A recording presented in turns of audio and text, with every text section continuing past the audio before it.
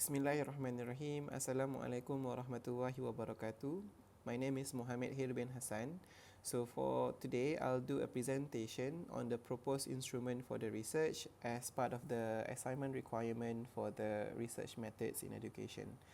So the title of my research study is ESL Students' Perception and Attitude on Learning Subject-Verb Agreement by using Kahoot. So in my presentation, I will tell about the research objectives and the research question firstly, before I explain the research design and go further focusing on the instrument, how do I develop and test the instrument, and how do I collect the data. So first of all, let's look at the objective and the research question. So as you can see from the title of the research study that I'm planning to do, the ESL Students' Perception and Attitude on Learning Subject-Verb Agreement by using Kahoot. So for the research objective, I want to measure the relationship between the use of technological tool and aid, which is Kahoot, toward the student perception on learning the subject agreement rules. And the second research objective is actually to explore the extent to which students have a positive attitude towards the mastery of subject-verb agreement by using Kahoot. And this is related to the research question. The first one is, how does technological tool and aid Kahoot affect the student perception in learning subject-verb agreement rules? And the second research question is, what are students' attitudes regarding the use of Kahoot in their mastery of the subject-verb agreement rules? So let's move on to the research design. So for this research study, I am planning to use the mixed methods research design, where it involves collecting, analyzing, and integrating both quantitative and qualitative method together. So in these mixed methods, I follow the explanatory sequential design, whereby there are two phases of research that I will two progress or two sequence that I will follow. The first is to conduct the quantitative method, and then I will do the qualitative method after that. So this is really an interesting research design because it helps me to explain and elaborate more on the quantitative result that I got first in the first phase, more in depth. Next, so for the first phase, I will conduct the quantitative method, whereby the questionnaire as the instrument will be used to collect the data. So these questionnaires are designed to provide reliable data to the researchers. So that's the best reason why I choose questionnaires in the first place. So the questionnaires in this research study design consists of 25 items, and they are actually adapted from a study conducted by Bison and also Kochaku Yun in 2018. So in these questionnaires, they are divided into three sections. The first one, section A, is the student perception of the use of technological tools and aids in classroom. Section B will be about the effectiveness of the Kahoot application in the subject-verb agreement lesson. And section C is the evaluation of the Kahoot environment. So this questionnaire will be using the 5-point Likert scale, ranging from the 1 strongly disagree, 2 disagree, 3 neutral, 4 agree, and 5 strongly agree. So this is the instrument for the quantitative method, which is questionnaire. So how do I develop and test this questionnaire? So as you can see, here are the three sections that I adapt from the previous study.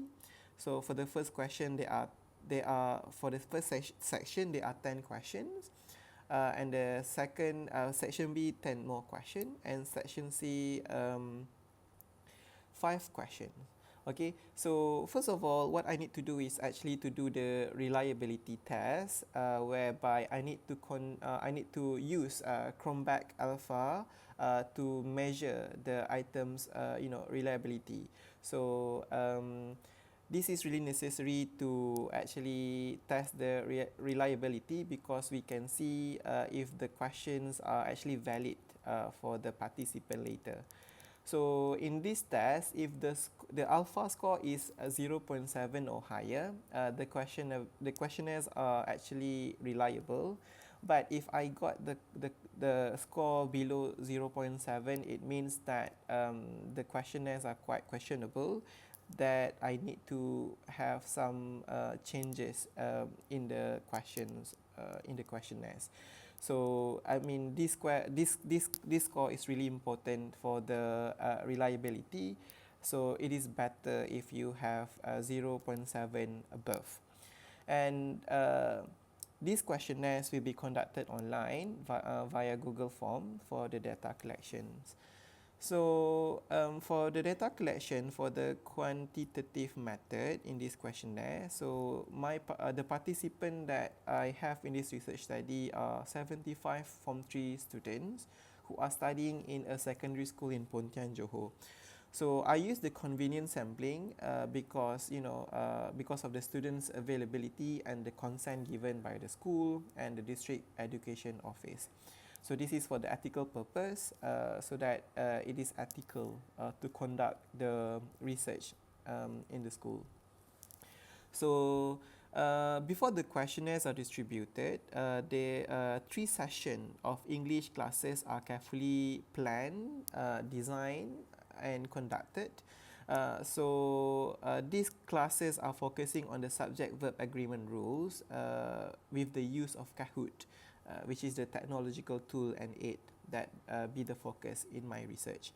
So after these 3 sessions are completed, the questionnaires will be distributed to the participant, and the data collected then will be analyzed with SPSS software. Alright, so this SPSS software is actually really useful software so that I can get some data, specifically the mean, the median, the mode, the significant value, from the data collected. So there are 2 things that I will look into the data. Firstly, I will look at the mean score for each of the items. So this is necessary because I want to analyze if the score by the students in each item show that they have score higher or lower, okay, from the 5-point Likert scale. Alright, so it means that if each item score 3 and above, it shows that students tend to have positive perception toward Kahoot. And if the item score less than 3, so it shows that maybe students have less favorable perception towards this technological tool and aids. So the second thing that I will look at in this quantitative method is that I want to see the participant total marks. The marks will also be analysed together, as I said earlier, the median, the mean, the mode and the significant values based on the overall questionnaire scores that they got. So by looking at their total mark, if students actually scored higher or lower than the average score, the data can be used to indicate that students' favorable or unfavorable perception toward the application of Kahoot in learning the subject-verb agreement rules in the classroom. So these data are really important for the first phase in my study. Alright, for the second phase, for the qualitative method, the instrument that I will use is actually the open-ended interviews.